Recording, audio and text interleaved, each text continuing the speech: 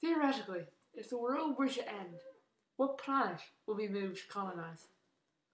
Well, we can instantly rule out the gas giants, such as Jupiter, Saturn, Uranus, or Neptune.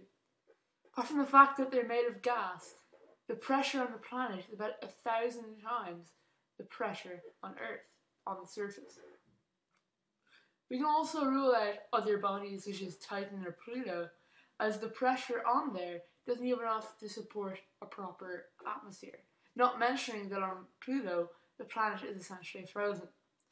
So we're left with three options: Mercury, Venus, or Mars. All of which have actual atmospheres, but number one, Mercury is way too hot.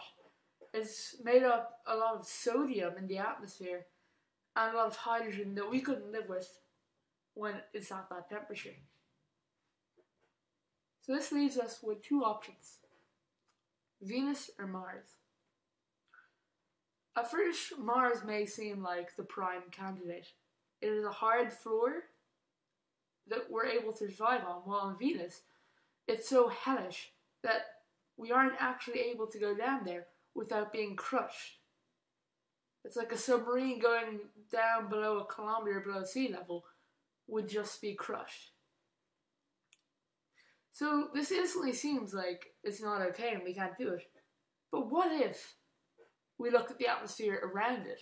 The atmosphere and the gravity on Mars is about 0.4 of 1, which is even the standard unit for Earth. The 0.4, as we've already learned from people going in space, can actually loosen the bones. And if we're going for long-term colonization, our bones wouldn't be able to handle that much, well, the little amount of gravity there. But on Venus, the gravity is almost the exact same, 0.9.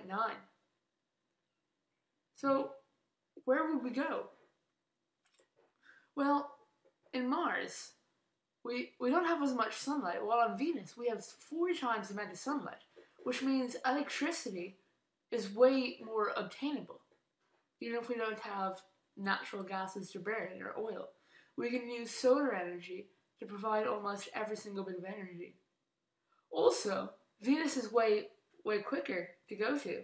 It's way closer to Earth, so instant colonization, when we're bringing all equipment and trying to keep a lack of radiation, would be much more achievable. Also, in Venus, the atmosphere is made up of a large amount of carbon dioxide. This carbon dioxide can be harvested for oxygen, but it's the same on Mars. The only real reason Venus would be a prime place to go to would be the gravity, and the only reason we go to Mars would be because of the pressure.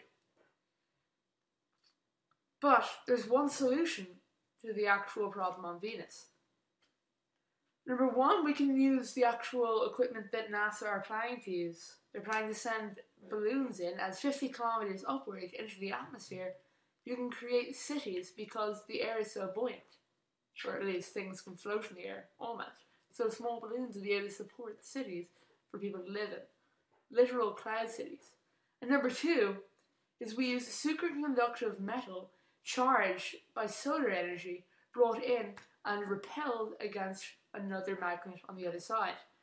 This could literally support a city held up by magnets that would never ever lose power because of the 4 times amount of energy it will be getting. If you liked the video, please like and subscribe, and as always, thank you for watching.